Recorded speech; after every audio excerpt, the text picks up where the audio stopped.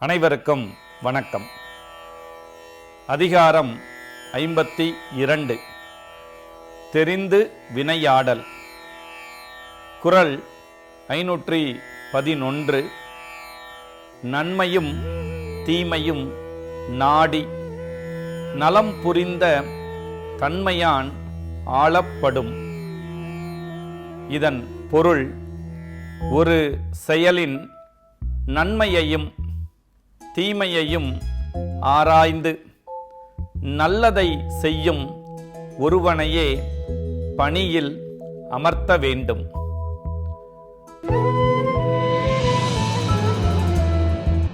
குறள் 512 வாரி பெருக்கி வளம்படுத்து உற்றவை ஆராய்வான் செய்க வினை.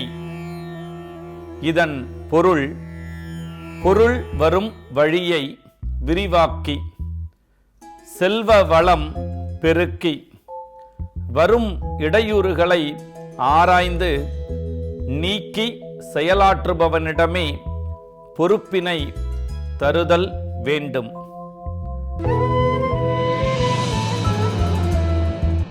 குறள் 513 அன்பு அறிவு தேற்றம் அவா இன்மை இந்நான்கும் நன்குடையான்கட்டே தெளிவு. இதன் பொருள், அன்பு அறிவு தெளிவு பேராசை இல்லாமை என்னும் இந்நான்கு குணங்களும் நன்றாக கொண்டவனையே செயலுக்கு உரியவனாக தெளிய வேண்டும்.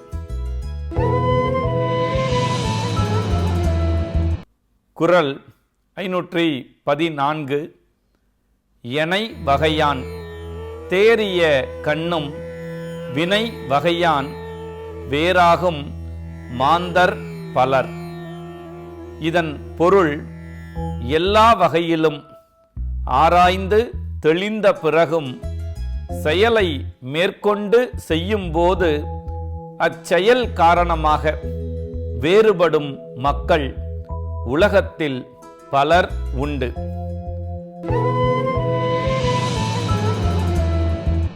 குறள் 515 அறிந்தாற்றி செய்கிற்பார்க்கு அல்லால் வினைதான் சிறந்தான் என்று ஏவற்பாற்று அன்று. இதன் பொருள், செய்யும் வழிமுறைகளை அறிந்து தடை வந்தாலும் செய்யும் திறமை உடையவனிடம் பணியை தர வேண்டும். நல்லவன் என்பதற்காக மட்டுமே பணியை ஒப்படைக்க கூடாது. குறள் 516 செய்வானை நாடி வினை நாடி காலத்தோடு எய்த உணர்ந்து செயல். இதன் பொருள், செயல் செய்பவனின் தன்மை ஆராய்ந்து செயலின் தன்மை ஆராய்ந்து தக்க காலத்தோடு பொருந்துமாறு உணர்ந்து அவனை செய்விக்க வேண்டும்.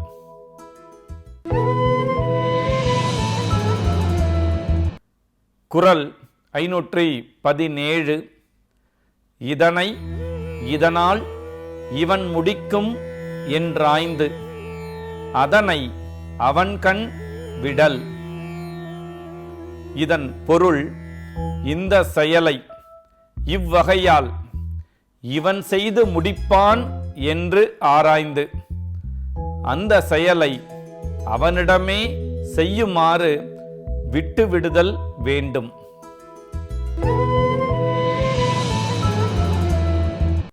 குறள் 518 வினைக்குரிமை நாடிய பின்றை அவனை அதற்குரியனாகச் செயல். இதன் பொருள், இந்த வேலைக்கு தகுந்தவன் இவன் என்று ஆராய்ந்து கண்ட பின்னால் அவனையே அந்த வேலைக்கு உரியவனாக செய்ய வேண்டும்.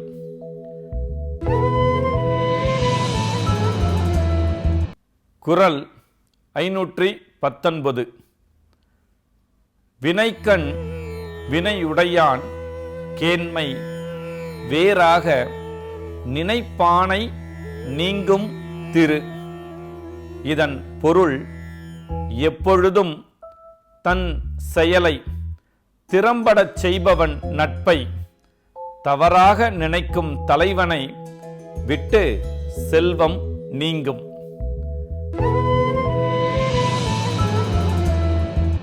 குறள் 520. நாள்தோறும் நாடுக மன்னன் வினை செய்வான் கோடாமை கோடாது உலகு. இதன் பொருள், செயல் செய்பவனை மன்னன் நாள்தோறும் நன்கு கவனித்து வரவேண்டும். பணியாளர் தவறு செய்தால் நல்லரசு அமையாது.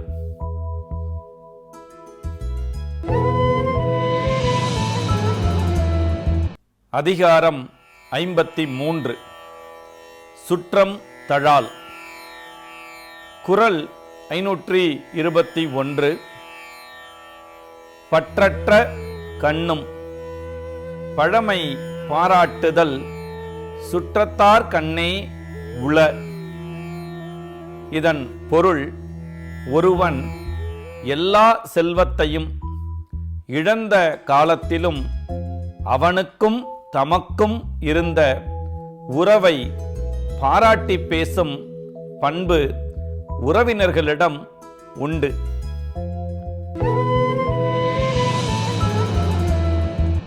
குறள் 522. விருப்பரா சுற்றம் ஈயையின் அருப்பரா ஆக்கம் பலவும் தரும். இதன் பொருள், ஒருவனுக்கு அன்பு மாறாத உறவினர் அமைந்துவிட்டால் அது மென்மேலும் வளர்ச்சி குறையாத செல்வம் பலவற்றையும் கொடுக்கும். குறள் 523. அளவலாவு இல்லாதான் வாழ்க்கை குளவலா கோடின்றி நீர் நிறைந்தற்று. இதன் பொருள், உறவினர்களோடு மனம் கலந்து பழகாதவன் வாழ்க்கை கரை இல்லாத குளத்தில் நீர் நிரம்பி வழிந்து வீணாகுதல் போன்றது. குறள் 524. சுற்றத்தால் சுற்றப்பட ஒழுகல் செல்வம்தான் பெற்றத்தால் பெற்ற பயன்.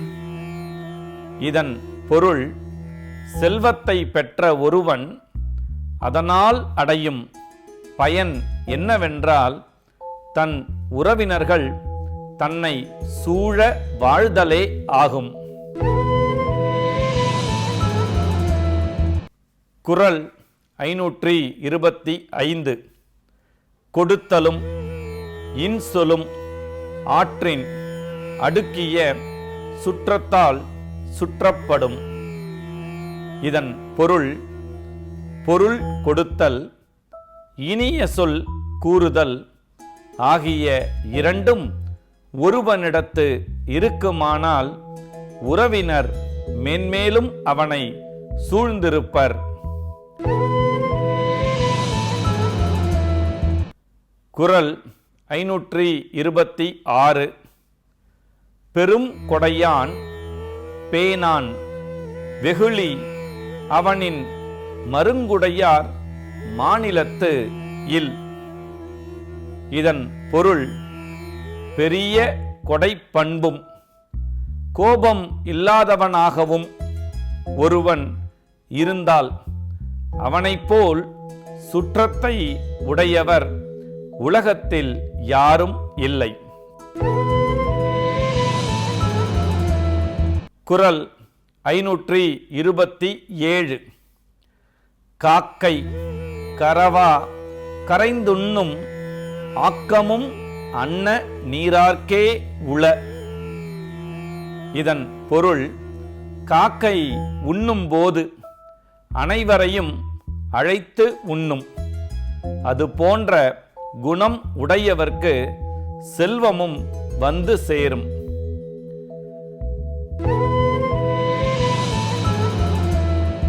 குறள் 528. பொது நோக்கான் வேந்தன் வரிசையா நோக்கின் அது நோக்கி வாழ்வார் பலர். இதன் பொருள், அரசன் அனைவரையும் பொது நிலையில் நோக்காமல் அவரவர் தகுதியறிந்து நோக்கினால் அதனை எண்ணி அவனை விடாமல் வாழும் சுற்றத்தார் பலராவர். குறள் 529. தமராகி தன் துறந்தார் சுற்றம் அமராமை காரணம் இன்றி வரும். இதன் பொருள், முன் உறவாக இருந்து பின் ஒரு காரணத்தால் பிரிந்தவர் அந்த காரணம் பொருந்தாத போது மீண்டும் அவர்களாகவே திரும்ப வருவர்.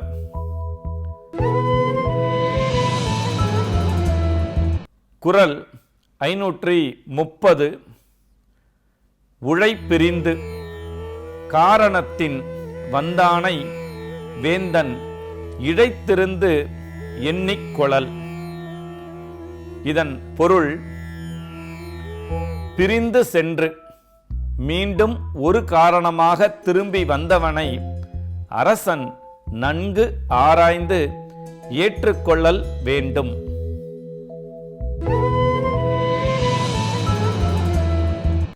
அதிகாரம் 54. பொச்சாவாமை. குறள் 531. இறந்த வெகுளியின் தீதே சிறந்த உவகை மகிழ்ச்சியிற் சோர்வு. இதன் பொருள், மிகுந்த மகிழ்ச்சியால் வரும் மறதி அளவு கடந்த கோபத்தை காட்டிலும் தீமையானதாகும். குறள் 532. பொச்சாப்பு கொள்ளும் புகழை அறிவினை நிச்ச நிரப்பு கொன்றாங்கு. இதன் பொருள், நாள்தோறும் வாட்டுகின்ற வறுமை அறிவை அழிப்பது போல மறதி புகழை அழித்துவிடும்.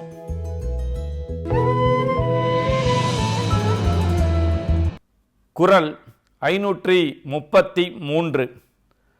பொச்சாப்பார்க்கு இல்லை புகழ்மை அது உலகத்து எப்பால் நூலோர்க்கும் துணிவு. இதன் பொருள், மறதி உள்ளவர்களுக்கு புகழ் இல்லை, அதுவே உலகத்தில் கற்றுணர்ந்த அறிஞர்களின் முடிவான கருத்தாகும்.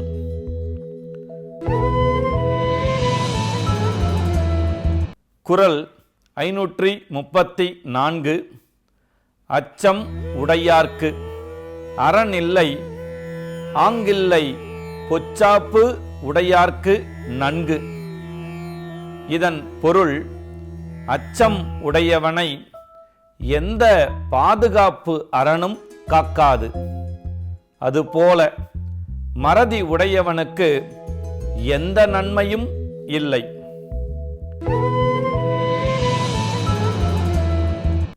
குறள் 535. முன்னுற காவாது இழுக்கியான் தன் பிழை பின் ஊறு இறங்கி விடும். இதன் பொருள், எதிர்காலத்தில் வரும் தீமையை தடுக்க தவறிய மறதி உடையவன் பிற்காலத்தில் தன் தவறை எண்ணி வருந்துவான்.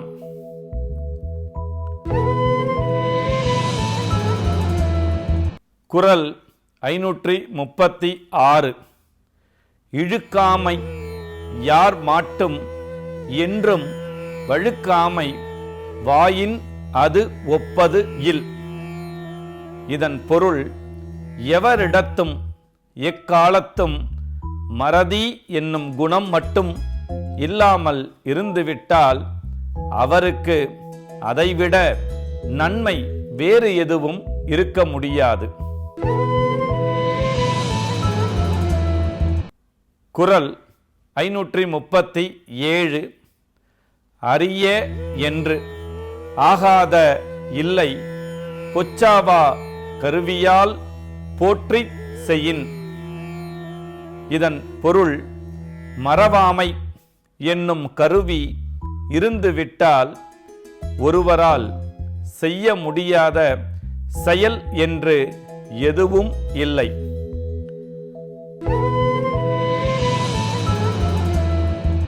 குறள் 538.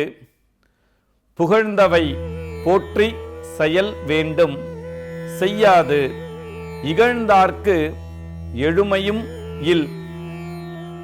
இதன் பொருள் புகழுக்குரிய செயல்களை போற்றி செய்ய வேண்டும். அவ்வாறு செய்யாமல் மறந்தவர்க்கு 7 பிறப்பிலும் நன்மை இல்லை. குறள் 539. இகழ்ச்சியின் கெட்டாரை உள்ளுக தாம் தம் மகிழ்ச்சியின் மைந்துரும் பொழுது. இதன் பொருள் நாம் மகிழ்ச்சியில் திளைத்து மயங்கி இருக்கும்போது முன்னர் அப்படிப்பட்ட மகிழ்ச்சியின் மறதியால் கெட்டழிந்தவர்களை நினைக்க வேண்டும்.